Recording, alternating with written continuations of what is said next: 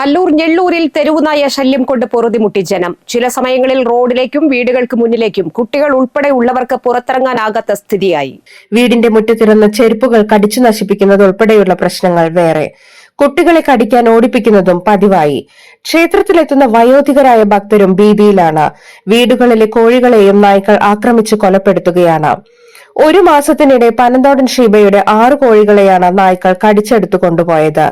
ഇവിടെ ചിലർ പലയിടത്തായി ഭക്ഷണം കൊടുക്കുന്നത് മറ്റു പ്രദേശങ്ങളിൽ നിന്നും നായ്ക്കൾ എത്താൻ കാരണമാകുന്നുവെന്നാണ് നാട്ടുകാരുടെ ആക്ഷേപം. ജനങ്ങളുടെ ജീവന് ഭീഷണിയായിട്ടും തെരുവുനായ ശല്യം പരിഹരിക്കാൻ പഞ്ചായത്ത് യാതൊരു നടപടിയും സ്വീകരിക്കുന്നില്ലെന്നും നാട്ടുകാർ പരാതിപ്പെട്ടു. തൃക്കൂർ പഞ്ചായത്തിന്റെ ഇതര പ്രദേശങ്ങളിലും തെരുവുനായ ശല്യം രൂക്ഷമാണ്.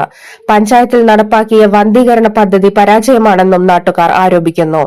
ആളുകൾ മാലിന്യം അലക്ഷ്യമായി വലിച്ചെറിയുന്നതും തെരുവുനായ ശല്യത്തിന് ഒരു കാരണമാണെന്ന് പഞ്ചായത്ത് അധികൃതർ പറയുന്നു.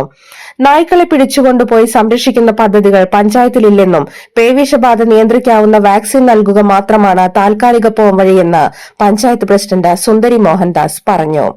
വാക്സിൻ നൽകൽ ഉടൻ നടപ്പാക്കുമെന്നും പഞ്ചായത്ത് പ്രസിഡന്റ് പറഞ്ഞു.